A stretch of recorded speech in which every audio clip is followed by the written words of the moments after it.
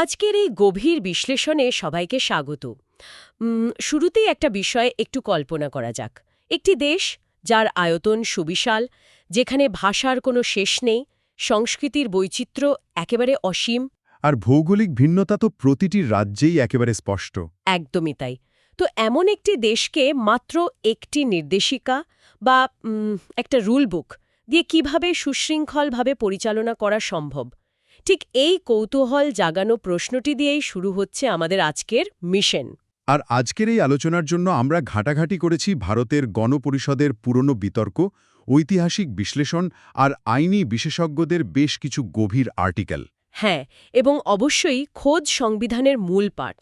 আমাদের লক্ষ্য হল এমন একটি ঐতিহাসিক দলিলকে উন্মোচন করা, যা আজও একটি বিশাল দেশের কোটি কোটি মানুষের দৈনন্দিন জীবন, অধিকার আর সরকারের ক্ষমতাকে একেবারে শেকড় থেকে নিয়ন্ত্রণ করছে।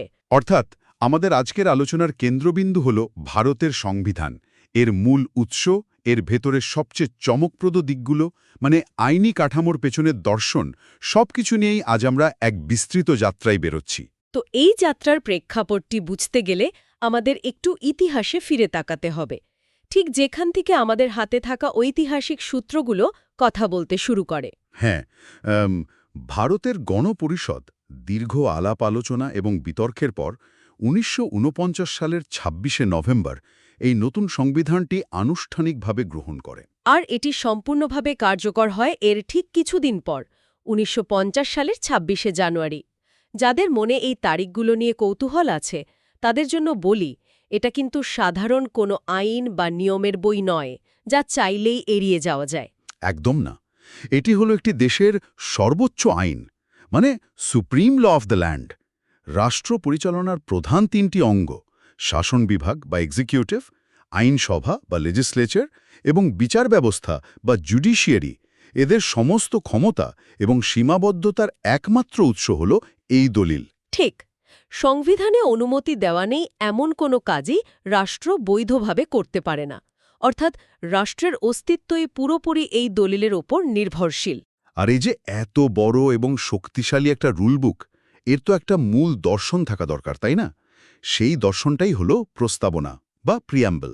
হ্যাঁ, আমাদের সূত্রগুলো বলছে এই প্রস্তাবনায় ভারতকে একটি সার্বভৌম বা সভারেন, সমাজতান্ত্রিক বা সোশ্যালিস্ট, ধর্মনিরপেক্ষ বা সেকুলার, গণতান্ত্রিক মানে ডেমোক্রেটিক এবং প্রজাতন্ত্র বা রিপাবলিক হিসাবে ঘোষণা করা হয়েছে। শব্দগুলো শুনতে হয়তো বেশ ভারী আর একটু কেতাবি মনে হতে পারে, কিন্তু একটু তলিয়ে দেখলে বোঝা যায় এর ভেতরের অর্থটা দেশের প্রতিটি মানুষের জীবনের সাথে কিভাবে জড়িয়ে আছে। কারণ প্রস্তাবনার এই শব্দগুলো শুধু কাগজে লেখা কিছু তাত্ত্বিক কথা নয়, এগুলো হলো রাষ্ট্রযন্ত্রের একটা অপারেটিং সিস্টেম বলা যায়। একদম ঠিক বলেছেন। প্রস্তাবনাতেই খুব পরিষ্কার করে বলে দেওয়া হয়েছে যে এই সংবিধানের মূল লক্ষ্য হল সকল নাগরিকের জন্য সামাজিক, অর্থনৈতিক ও রাজনৈতিক ন্যায়বিচার নিশ্চিত করা, চিন্তা, মতপ্রকাশ, বিশ্বাস, ধর্ম এবং উপাসনার স্বাধীনতা দেওয়া, সুযোগ এবং মর্যাদার সমতা নিশ্চিত করা, আর এর পাশাপাশি জাতীয় ঐক্য ও অখণ্ডতার স্বার্থে মানুষের মধ্যে ভ্রাতৃত্ববোধ বা ফ্র্যাটার্নিটি গড়ে তোলা। আসলে পুরো বিষয়টার কেন্দ্রবিন্দুতে রয়েছে ব্যক্তির মর্যাদা বা ডিগনিটি অব দি ইন্ডিভিজুয়াল। মানে রাষ্ট্র যতই শক্তিশালী হোক না কেন, তার পরিচালনার একদম কেন্দ্রে থাকবে সাধারণ মানুষের অধিকার এবং সম্মান। আর ঠিক এখানেই বিষয়টা আরও রোমাঞ্চকর হয়ে ওঠে, কারণ এই সম্মান আর অধিকার রক্ষা করতে গিয়ে প্রণেতারা বিশ্বের সবচেয়ে বড় লিখিত সংবিধান তৈরি করে ফেলেছেন। আমাদের কাছে থাকা পরিসংখ্যানের দিকে তাকালে সত্যি অবাক হতে হয়। তা তো বটেই। ১৯৫০ সালে যখন মূল সংবিধানটি কার্যকর হয়, তখন তাতে ৩৯৫টি অনুচ্ছেদ বা আর্টিকেল ছিল, যা ২২টি খণ্ড এবং ৯টি তফসিলে বিভক্ত ছিল। আর সময়ের সাথে সাথে এটি কিন্তু ছোট হয়নি, বরং আরও বড় হয়েছে। বর্তমানে এতে ৪৪৮টি অনুচ্ছেদ, ২৫টি খণ্ড এবং ১২টি তফসিল রয়েছে। এত বিশাল এবং বিস্তারিত একটা দলিল তৈরি করার ঠিক কী প্রয়োজন ছিল? একটা সাধারণ ফ্রেমওয়ার্ক বানিয়ে দিলেই তো হতো। এর পেছনের কারণটা কিন্তু অত্যন্ত বাস্তবিক। গণপরিষদের বিতর্কগুলো পড়লে দেখা যায় ভারতের মতো একটি দেশের ভৌগোলিক বিশালতা এবং এর মানুষের চরম বৈচিত্র্যই এর অন্যতম প্রধান কারণ। তাছাড়া ভারত শাসন আইন ১৯৩৫-এর মতো একটি বিশাল আইনের প্রভাবও এর উপর ছিল। মানে সংবিধান প্রণেতারা কোনোভাবেই আইনি কোনো ফাঁকফোকর বা লুপহোল রাখতে চাননি। ঠিক। নবগঠিত একটি দেশে যাতে ক্ষমতার অপব্যবহার না হয় তার জন্য তারা শুধু কেন্দ্রীয় সরকারের কাঠামোর কথা এতে লেখেননি, বরং প্রতিটি রাজ্য ঠিক কিভাবে পরিচালিত হবে তারও বিস্তারিত রূপরেখা এই দলিলে তুলে ধরেছেন। হ্যাঁ, কেন্দ্র ও রাজ্যের সম্পর্ক, সরকারি চাকরি, নির্বাচন কমিশন, এমন অনেক বিষয় যা অন্যান্য দেশের সাধারণ আইনের উপর ছেড়ে দেওয়া হয়, ভারতে তা খোদ সংবিধানেই লিখে রাখা হয়েছে, যাতে ভবিষ্যতে কোনো আইনি বা রাজনৈতিক জটিলতার সৃষ্টি না হয়। তবে এই বিশালতা নিয়ে কথা বলতে গিয়ে একটা সমালোচনার দিকও সামনে আসে। অনেক বিশেষজ্ঞ এবং সমালোচক একে ব্যাগ অফ বরোয়িংস বা বিভিন্ন জায়গা থেকে ধার করা ধারণার থলে বলে কটাক্ষ করেন। হ্যাঁ, এটা একটা খুব সাধারণ সমালোচনা। প্রশ্ন জাগতেই পারে যে বিশ্বের এতগুলো দেশের সংবিধান থেকে কাট কপি পেস্ট করে তৈরি করা একটা দলিল কি ভারতের মতো নিজস্ব সংস্কৃতি ও ইতিহাস সম্পন্ন দেশের জন্য সত্যিই মানানসই ছিল? সমালোচকরা এটা বলতেই পারেন, কিন্তু আমাদের ঐতিহাসিক সূত্রগুলো প্রমাণ করে যে এটা কোনোভাবেই অন্ধ অনুকরণ বা ওই কাট কপি পেস্ট ছিল না। সংবিধানের প্রণেতা ডক্টর আম্বেদকর অত্যন্ত গর্বের সাথেই বলেছিলেন যে বিশ্বের সব পরিচিত সংবিধানকে ঘেঁটে তার ভুলগুলো এড়িয়ে ভারতের উপযোগী করে এই দলিল তৈরি করা হয়েছে। যদি আমরা নির্দিষ্টভাবে দেখি, নাগরিকদের মৌলিক অধিকার বা ফান্ডামেন্টাল রাইটসের ধারণাটি নেওয়া হয়েছে আমেরিকার সংবিধান থেকে, কিন্তু আমেরিকার মতো অধিকারগুলোকে চরম বা অ্যাবসলিউট করা হয়নি। আবার সংসদীয় ব্যবস্থা বা পার্লামেন্টারি সিস্টেমের মডেলটি নেওয়া হয়েছে যুক্তরাজ্যের কাছ থেকে, কিন্তু ব্রিটেনের মতো সংসদকে সর্বশক্তিমান না করে সুপ্রিম কোর্টের হাতে সংবিধান পর্যালোচনার ক্ষমতা দেওয়া হয়েছে। নির্দেশমূলক নীতি বা ডিরেক্টিভ প্রিন্সিপলস এসেছে আয়ারল্যান্ডের সংবিধান থেকে, আর জরুরি অবস্থা বা এমার্জেন্সি প্রভিশনের বিস্তারিত বিধানগুলো মূলত ১৯৩৫ সালের ভারত শাসন আইন এবং জার্মানির ভাইমার সংবিধান থেকে অনুপ্রাণিত। মানে প্রণেতারা পৃথিবীর সেরা ধারণাগুলোকে নিয়ে ভারতের নিজস্ব রাজনৈতিক ও সামাজিক প্রেক্ষাপটে সেগুলোকে কাস্টমাইজ করেছেন। অন্যের বানানো ছাঁচে নিজেদের না ফেলে নিজেদের মাপ অনুযায়ী পোশাকটি সেলাই করে নেওয়া হয়েছে বলা যায়। চমৎকার একটা উদাহরণ দিলেন। এবার একটা বিশেষ সময়ের কথায় আসা যাক, যা আমাদের আর্টিকেলের স্তূপে বারবার ঘুরে ফিরে এসেছে। ১৯৭৬ সালের ৪২তম সংশোধনী। ওহ, এটা তো সাংবিধানিক ইতিহাসের একটা মাইল ফলক। হ্যাঁ, এত ব্যাপক আর বিশাল পরিবর্তনের কারণে এই সংশোধনীকে অনেকেই মিনি কনস্টিটিউশন বা ছোটখাটো একটি সংবিধান বলে থাকেন। এই সংশোধনীর মাধ্যমেই সংবিধানের প্রস্তাবনায় দুটি অত্যন্ত শক্তিশালী শব্দ প্রথম যুক্ত করা হয়: সমাজতান্ত্রিক বা সোশ্যালিস্ট এবং ধর্মনিরপেক্ষ বা সেকুলার। এই শব্দ দুটি যুক্ত হওয়া সত্যিই খুবই গুরুত্বপূর্ণ একটি বাঁক। তবে এই শব্দগুলোর অর্থ নিয়ে জনমানসে অনেক সময় বেশ বিভ্রান্তি থাকে। মূল উৎস থেকে যদি আমরা নিরপেক্ষভাবে বিশ্লেষণ করি, তাহলে সমাজতান্ত্রিক বলতে সংবিধানে কিন্তু কোনো উগ্র মার্ক্সবাদী সমাজতন্ত্রকে বোঝানো হয়নি। তাহলে ঠিক কি বোঝানো হয়েছে? এখানে মূলত গণতান্ত্রিক সমাজতন্ত্রের কথা বলা হয়েছে, যা একটি মিশ্র অর্থনীতি বা মিক্সড ইকোনমিতে বিশ্বাস করে। অর্থাৎ রাষ্ট্র এবং বেসরকারি খাত পাশাপাশি অবস্থান করবে। রাষ্ট্র এমনভাবে নীতি নির্ধারণ করবে যাতে সম্পদ গুটি কয়েক মানুষের হাতে কুক্ষিগত না হয়। আচ্ছা, যদিও আমরা যদি আধুনিক ভারতের অর্থনৈতিক নীতির দিকে তাকাই, দেখা যাবে এখন বেসরকারীকরণের দিকে বেশ বড় ধরনের ঝোঁক রয়েছে, যা এই সমাজতান্ত্রিক কাঠামোর ভেতরে থেকেই বিবর্তিত হয়েছে। হ্যাঁ, অর্থনীতি তো সময়ের সাথে সাথে বাঁক নেই। আর ধর্মনিরপেক্ষ বা সেকুলারিজমের বিষয়টিও খুব ইন্টারেস্টিং। আমাদের সূত্রগুলোতে খুব স্পষ্টভাবে বলা আছে যে ১৫(১) এবং ২৫(১) অনুচ্ছেদ অনুযায়ী ধর্ম, বর্ণ বা লিঙ্গের ভিত্তিতে বৈষম্য সম্পূর্ণ নিষিদ্ধ। এর মানে কি রাষ্ট্র পুরোপুরি ধর্মহীন? না, বিষয়টা আরও গভীরে গেলে দেখা যায় ভারতের ধর্মনিরপেক্ষতার ধারণা পশ্চিমাদের থেকে অনেকটাই আলাদা। পশ্চিমাদের মডেলে রাষ্ট্র এবং ধর্মের মধ্যে একটি দুর্ভেদ্য প্রাচীর কাকে, কিন্তু ভারতের সংবিধানে ধর্মনিরপেক্ষ বলতে বোঝায় পজিটিভ সেকুলারিজম। মানে রাষ্ট্রের নিজস্ব বা দাপ্তরিক কোনো ধর্ম থাকবে না, কিন্তু রাষ্ট্র সব ধর্মকে একেবারে সমান চোখে দেখবে এবং সমান সমর্থন দেবে। ঠিক তাই 25(1) অনুচ্ছেদ অনুযায়ী জনশৃঙ্খলা, নৈতিকতা এবং স্বাস্থ্যের মতো বিষয়গুলো বিঘ্নিত না করে প্রতিটি মানুষের নিজের বিবেক অনুযায়ী ধর্মবিশ্বাস পালন এবং প্রচার করার সমান অধিকার রয়েছে। তবে এর অর্থ এই নয় যে ধর্মের নামে যে কোনো কিছু করা যাবে। সমাজ সংস্কার বা জনকল্যাণের স্বার্থে রাষ্ট্র চাইলে ধর্মীয় প্রতিষ্ঠানগুলোর ধর্মনিরপেক্ষ কার্যক্রম বা সম্পত্তিতে হস্তক্ষেপ করতে পারে। অধিকারের কথা যখন উঠলই, তখন মৌলিক অধিকার বা ফান্ডামেন্টাল রাইটস নিয়ে একটু বিস্তারিত কথা বলা দরকার। সংবিধানের ৩য় খণ্ডে অর্থাৎ পার্ট 3-তে এই অধিকারগুলোর কথা বলা হয়েছে, যাকে ভারতের ম্যাগনা কার্টা বলা হয়। এখানকার সবচেয়ে বড় বৈশিষ্ট্য হল এই অধিকারগুলো আদালত দ্বারা বলবৎযোগ্য বা জাস্টিসিয়েবল। মানে রাষ্ট্র যদি কারো অধিকার কেড়ে নিতে চায়, তাহলে নাগরিকরা সরাসরি সুপ্রিম কোর্ট বা হাইকোর্টের দরজা খটখটাতে পারেন। আর তখনই সুপ্রিম কোর্ট 5টি বিশেষ আদেশের যে কোনো একটি জারি করতে পারে: হেবিয়াস কর্পাস, ম্যান্ডামাস, প্রহিবিশন, কো ওয়ারেন্টো এবং সার্টিওরারি। যাদের আইনের কোনো ব্যাকগ্রাউন্ড নেই, নামগুলো শুনলে তো তাদের কাছে এগুলোকে হ্যারি পটারের জাদুমন্ত্র বলে মনে হতে পারে। যদি একটু সহজ করে দৈনন্দিন জীবনের উদাহরণ দিয়ে ভেঙে বলা যায়, এগুলো আসলে কি কাজ করে? আইনি ভাষার আড়ালে এই 5টি রিট আসলে সাধারণ মানুষের সবচেয়ে বড় রক্ষা কবচ। প্রথমে আসা যাক হেভিয়াস কর্পাসে। ল্যাটিন এই শব্দের মানে হল শরীরকে হাজির করা। ধরুন পুলিশ কোনো কারণ ছাড়াই কাউকে ধরে আটকে রাখল। আদালত এই রিট জারি করে পুলিশকে নির্দেশ দেবে ওই বন্দি ব্যক্তিকে 24 ঘন্টার মধ্যে বিচারকের সামনে হাজির করতে। বেআইনি আটক প্রমাণ হলে আদালত তাকে মুক্তি দেবে। বাহ, দারুণ। এরপর ম্যান্ডামাস। ম্যান্ডামাস মানে আমরা আদেশ দিচ্ছি। কোনো সরকারি কর্মকর্তা বা প্রতিষ্ঠান যদি নিজের দায়িত্ব পালন করতে অস্বীকার করে, তখন আদালত এই রিট দিয়ে তাকে কাজটা করতে বাধ্য করতে পারে। তৃতীয়টি হল প্রহিবিশন, অর্থাৎ নিষেধ করা। এটা বোধহয় নিচের দিকের আদালতগুলোর উপর প্রয়োগ করা হয়। একদম ঠিক। নিচের দিকের কোনো আদালত যদি এমন কোনো মামলার বিচার করতে শুরু করে যা তার ক্ষমতার বাইরে, তখন উচ্চ আদালত এই রিট দিয়ে তাকে মাঝপথেই থামিয়ে দেয়।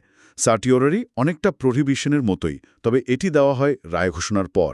নিচের আদালত ভুল রায় দিলে বা ক্ষমতা অতিক্রম করলে উচ্চ আদালত এই রিট দিয়ে সেই রায় বাতিল করে দেয় এবং মামলাটি নিজের কাছে টেনে নেয়।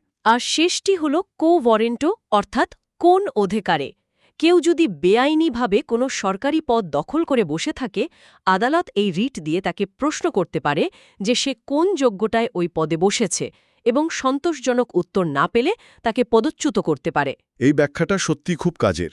রাষ্ট্রযন্ত্রের ক্ষমতার অপব্যবহার ঠেকানোর চমৎকার একটা মেকানিজম সংবিধানেই দেওয়া আছে। তবে আমাদের আর্টিকেলে এটা উল্লেখ আছে যে এই অধিকারগুলো কিন্তু চূড়ান্ত বা অ্যাবসলিউট নয়। হ্যাঁ, রাষ্ট্র চাইলে সামাজিক স্বার্থে বা জরুরি প্রয়োজনে এগুলোর ওপর যুক্তিসঙ্গত বিধিনিষেধ আরোপ করতে পারে। এবার আসি আরেকটা অদ্ভুত দ্বন্দ্বে। অধিকার তো পেলাম, কিন্তু অধিকারের পাশাপাশি কিছু নীতি বা নির্দেশনার কথাও তো সংবিধানে আছে, যা আয়ারল্যান্ড থেকে নেওয়া হয়েছে। আপনি নির্দেশমূলক নীতি বা ডিরেক্টিভ প্রিন্সিপালস অফ স্টেট পলিসির কথা বলছেন, সংবিধানের 4র্থ খণ্ডে যার অবস্থান। ঠিক। এগুলোর কাজ আসলে কি? এই নির্দেশমূলক নীতিগুলোর সাথে মৌলিক অধিকারগুলোর একটি চমৎকার তাত্ত্বিক পার্থক্য রয়েছে। মৌলিক অধিকারগুলো হলো রাষ্ট্রের ওপর কিছু নিষেধ, রাষ্ট্র এই কাজগুলো করতে পারবে না। অন্যদিকে নির্দেশমূলক নীতিগুলো হলো রাষ্ট্রের প্রতি কিছু ইতিবাচক নির্দেশ, রাষ্ট্রকে এই কাজগুলো করতে হবে। কিন্তু পার্থক্য হল এই নীতিগুলো আদালত দ্বারা বলবৎযোগ্য নয়। ধরুন সংবিধানে বলা আছে রাষ্ট্র সবার জন্য সমান কাজের সুযোগ বা পর্যাপ্ত জীবিকার ব্যবস্থা করবে, কিন্তু রাষ্ট্র যদি তা না পারে, কেউ তাকে আদালতে টেনে নিয়ে যেতে পারবে না। অনেকেই প্রশ্ন করেন, তাহলে এই নীতিগুলোর দাম কি? দামটা হলো রাজনৈতিক এবং নৈতিক। একটি কল্যাণকামী রাষ্ট্র বা ওয়েলফেয়ার স্টেট গড়ে তোলার জন্য এই নীতিগুলো অপরিহার্য। এই নীতিগুলোর মধ্যেই লুকিয়ে আছে মহাত্মা গান্ধীর আদর্শ, বিশেষ করে গ্রাম স্বরাজ বা পঞ্চায়েত ব্যবস্থা প্রতিষ্ঠার স্বপ্ন। সংবিধান প্রণেতারা আশা করেছিলেন আগামী দিনের সরকারগুলো যখনই কোনো আইন বা নীতি বানাবে, তখন এই নির্দেশমূলক নীতিগুলোকে তারা তাদের পথপ্রদর্শক হিসেবে মেনে চলবে। নির্বাচনের সময় জনগণ এই নীতিগুলো বাস্তবায়নের নিরিখেই সরকারকে বিচার করবে। অধিকার আর নীতির পাশাপাশি কর্তব্যের কথাও কিন্তু ভুলে গেলে চলবে না। মজার বিষয় হল ১৯৫০ সালের মূল সংবিধানে নাগরিকদের কোনো কর্তব্যের কথা লেখাই ছিল না। প্রণেতারা হয়তো ভেবেছিলেন মানুষ নিজে থেকেই দেশের প্রতি দায়িত্ব পালন করবে, কিন্তু পরে ১৯৭৬ সালে সেই বিখ্যাত ৪২তম সংশোধনীর মাধ্যমেই মৌলিক কর্তব্য বা ফান্ডামেন্টাল ডিউটিজ যুক্ত হয়, যা মূলত শরণ সিং কমিটির সুপারিশ অনুযায়ী আনা হয়েছিল। প্রথমে ১০টি কর্তব্য ছিল, পরে ২০০২ সালে ৮৬তম সংশোধনীর মাধ্যমে শিশুদের শিক্ষার সুযোগ দেয়া সংক্রান্ত একাদশ কর্তব্যটি যোগ করা হয়। এগুলো নির্দেশমূলক নীতির মতোই আদালতের মাধ্যমে বলবৎযোগ্য নয়, কিন্তু এগুলো দেশের দায়িত্বশীল নাগরিকদের সবসময় স্মরণ করিয়ে দেয় যে রাষ্ট্র তাদের কাছে কি প্রত্যাশা করে। অধিকার এবং কর্তব্যের এই চমৎকার দার্শনিক আলোচনার পর আমাদের নজর দেওয়া উচিত দেশের সরকার কিভাবে গঠিত হয় এবং ক্ষমতার আসল চাবিকাঠি কার হাতে থাকে সেই বিষয়ে। আমাদের সূত্রগুলো বলছে ভারত একটি সংসদীয় গণতন্ত্র বা পার্লামেন্টারি ফর্ম অফ গভর্নমেন্ট মেনে চলে। হ্যাঁ, এখানে শাসন বিভাগ বা এক্সিকিউটিভ সরাসরি আইনসভার নিম্নকক্ষের কাছে দায়বদ্ধ থাকে, আর এই ব্যবস্থায় ভারতের রাষ্ট্রপতি হলেন রাষ্ট্রের নামমাত্র প্রধান বা ডিজুরে হেড। তিনি ব্রিটেনের রানীর মতো মূলত আলংকারিক পদমর্যাদা ভোগ করেন। আর প্রকৃত অর্থে সমস্ত ক্ষমতা প্রয়োগ করেন প্রধানমন্ত্রী এবং তাঁর নেতৃত্বাধীন মন্ত্রিসভা। এই কাঠামোর আরেকটা চমকপ্রদ দিক হল সংবিধানে ভারতকে কোথাও ফেডারেল স্টেট বা যুক্তরাষ্ট্র হিসেবে উল্লেখ করা হয়নি। ১ নং অনুচ্ছেদে খুব স্পষ্ট করে একে বলা হয়েছে ইউনিয়ন অফ স্টেটস বা রাজ্যসমূহের সংঘ। অর্থাৎ রাজ্যগুলো কোনো চুক্তির মাধ্যমে এক হয়নি এবং তাদের এই সংঘ থেকে বেরিয়ে যাওয়ার কোনো অধিকার নেই। তবে কেন্দ্র এবং রাজ্যের মধ্যে কাজের সুবিধার জন্য ক্ষমতার একটি সুস্পষ্ট বণ্টন রয়েছে ইউনিয়ন লিস্ট, স্টেট লিস্ট এবং কনকারেন্ট লিস্টের মাধ্যমে। কিন্তু এই পুরো সংসদীয় কাঠামোর প্রাণভোমরা হল জনগণ। আর এখানে আসে বিশ্বের সবচেয়ে সাহসী রাজনৈতিক পরীক্ষার কথা, সর্বজনীন প্রাপ্তবয়স্ক ভোটাধিকার বা ইউনিভার্সাল অ্যাডাল্ট ফ্র্যাঞ্চাইজ। এটা সত্যি এক বিরাট এবং অভাবনীয় সাহসী পদক্ষেপ ছিল। ৩২৬ নং অনুচ্ছেদ অনুযায়ী কোনো রকম সম্পত্তি, শিক্ষা, কর প্রদান বা লিঙ্গের শর্ত ছাড়াই নির্দিষ্ট বয়সের প্রতিটি নাগরিককে ভোট দেওয়ার সমান অধিকার দেওয়া হয়েছে। ১৯৫০ সালের প্রেক্ষাপটে একটু চিন্তা করুন, বিশাল আয়তনের একটি দেশ যেখানে অধিকাংশ মানুষ চরম দরিদ্র এবং অশিক্ষিত।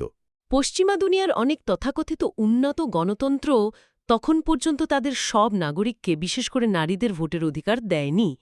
সেখানে ভারত শুরুতেই এক ব্যক্তি এক ভোট নীতি গ্রহণ করে রাজনৈতিক সমতা প্রতিষ্ঠা করেছিল। প্রথম নির্বাচনের সময়কার ইতিহাস ঘাঁটলে দেখা যায় ভারতের প্রথম প্রধান নির্বাচন কমিশনার সুকুমার সেনের সামনে কি এক পর্বত প্রমাণ চ্যালেঞ্জ ছিল। কোটি কোটি নিরক্ষর মানুষকে ব্যালট পেপার চেনানো, সঠিক ভোটার তালিকা তৈরি করা, পুরো বিষয়টাই ছিল এক অবিশ্বাস্য মহাযজ্ঞ। মজার ব্যাপার হল, শুরুতে এই ভোটাধিকারের বয়স ছিল ২১ বছর। পরে ১৯৮৮ সালের ৬১তম সংশোধনীর মাধ্যমে, যা ১৯৮৯ সালে কার্যকর হয়, এই বয়স কমিয়ে ১৮ বছর করা হয়। এক রাতেই কয়েক কোটি তরুণ তরুণী দেশের ভাগ্য নির্ধারণের ক্ষমতা পেয়ে যায়। গণতন্ত্রের এই বিস্তার আরও এক ধাপ এগিয়ে যায় যখন আমরা সংবিধানের ত্রিস্তরীয় সরকার বা 3-tier গভর্নমেন্টের কাঠামোর দিকে তাকাই। বিশ্বের অন্যান্য দেশের সংবিধানে সাধারণত কেন্দ্র এবং রাজ্য এই দুটি স্তরের কথাই বলা থাকে। ভারতেও প্রথমে তাই ছিল, কিন্তু এরপর এক যুগান্তকারী পরিবর্তন আসে।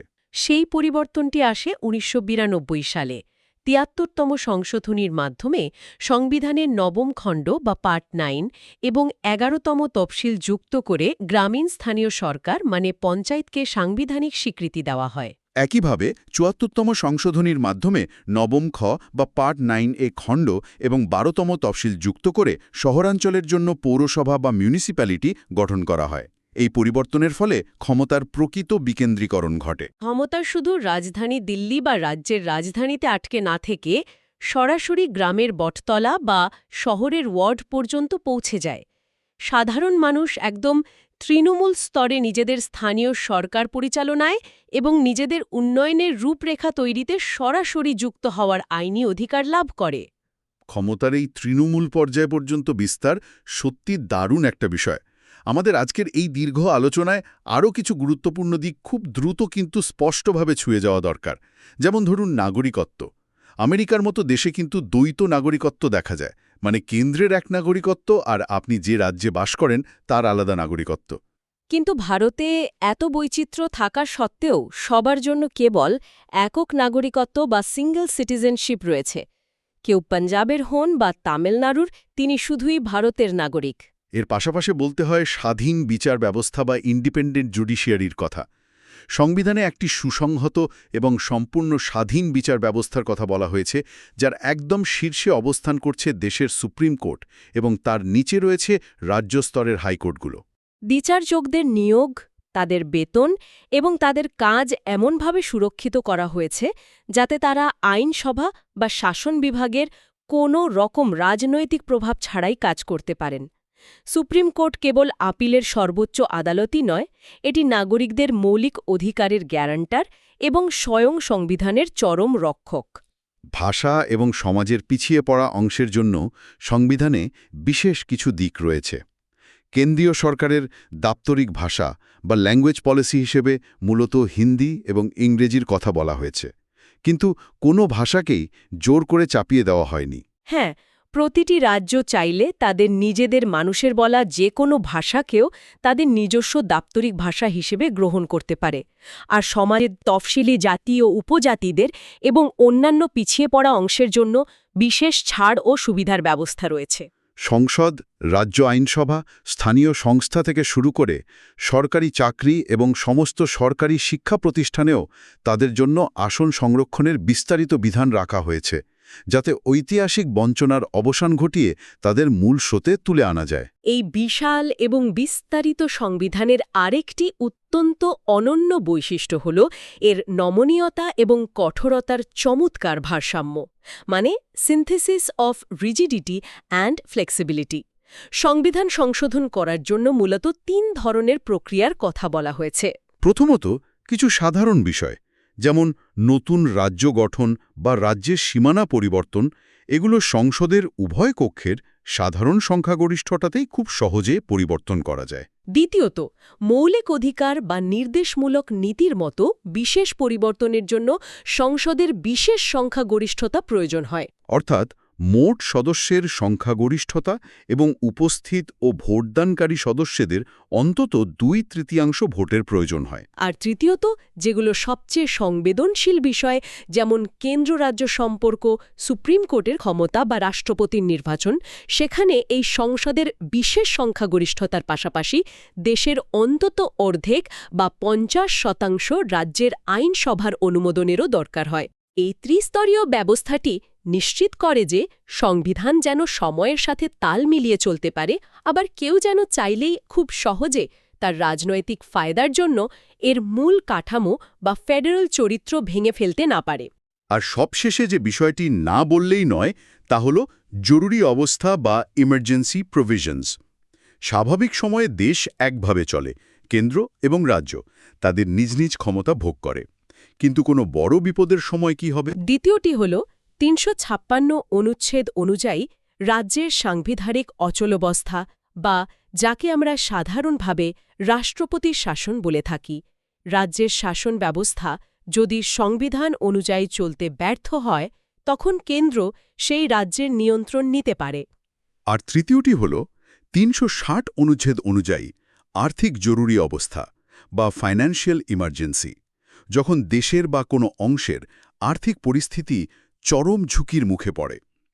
এই আপৎকালীন সময়ে ভারতের মতো একটি প্রায় যুক্তরাষ্ট্রীয় কাঠামো সম্পূর্ণ এককেন্দ্রিক বা ইউনিটারি ব্যবস্থায় রূপান্তরিত হয়ে যায়, যাতে চরম সংকটের সময়েও দেশের শাসন ব্যবস্থা ও অখণ্ডতা ভেঙে না পড়ে।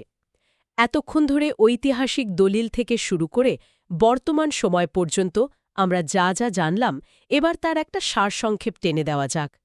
একটু ভেবে দেখলে অবাক হতে হয়, ৭৫ বছরেরও বেশি সময় আগে হাতে লেখা একটি দলিল, যা বিশ্বের বিভিন্ন দেশের সেরা ধারণাগুলোর এক অপূর্ব সংমিশ্রণ, তা আজ কীভাবে একটি বিশাল দেশের কোটি কোটি মানুষের দৈনন্দিন জীবন, তাদের মৌলিক অধিকার আর সরকারের ক্ষমতাকে প্রতিনিয়ত নিয়ন্ত্রণ করছে। এটা শুধু একটা আইনের বই বা রুলবুক নয়, বরং একটি দেশের গণতান্ত্রিক যাত্রার মানুষের আশা আকাঙ্ক্ষার জীবন্ত মানচিত্র। আমাদের আজকের আলোচনায় যারা শুনছেন, এই বিস্তারিত বিশ্লেষণের পর তাদের কাছে নিশ্চয়ই এটা পরিষ্কার যে কেন এই সংবিধানকে এত গুরুত্বের সাথে দেখা হয় এবং এর প্রতিটি অনুচ্ছেদ, প্রতিটি কমা সেমিকোলন কত ভেবেচিন্তে, কত বিতর্কের পর তৈরি করা হয়েছিল। এই দীর্ঘ এবং গভীর আলোচনার একেবারে শেষ পর্যায়ে এসে একটি দার্শনিক প্রশ্ন খুব প্রবলভাবে সামনে চলে আসে। এই প্রশ্নটি হয়তো আমাদের মূল নথিতে, আইনের ধারায় বা বইয়ের পাতায় সরাসরি লেখা নেই, কিন্তু আজকের এই পুরো আলোচনাটি শোনার পর স্বাভাবিকভাবেই সেটি উঠে আসে। আমরা দেখলাম সংবিধানকে বলা হয় একটি জীবন্ত দলিল, যা সময়ের সাথে সাথে পরিবর্তিত হয় এবং যুগের সাথে তাল মেলায়।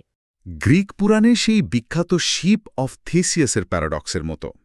এটি জাহাজের পুরনো কাঠ পাল্টে যদি ধীরে ধীরে নতুন কাঠ লাগানো হয়, তবে শেষ পর্যন্ত সেটি কি আর সেই আদি জাহাজ থাকে? আমাদের সংবিধানেরও তো শতাধিক সংশোধনী হয়েছে, যার মধ্যে ১৯৭৬ সালের ৪২তম সংশোধনীর মতো মিনি কনস্টিটিউশনও রয়েছে। গভীর ভাবনার বিষয় হল, একটি সংবিধানকে যদি যুগের প্রয়োজনে বারবার সংশোধন করা হতেই থাকে, তার ভেতরের অনুচ্ছেদগুলো যদি পাল্টাতেই থাকে, তবে ঠিক কোন পর্যায়ে গিয়ে এটি তার আদিসত্তা হারিয়ে সম্পূর্ণ নতুন একটি দলিলে পরিণত হয়? পরিবর্তনের এই অনন্ত প্রবাহে একটি জাতির মূল ভিত্তি বা সেই অপরিবর্তনীয় আত্মা আসলে কোথায় লুকিয়ে থাকে?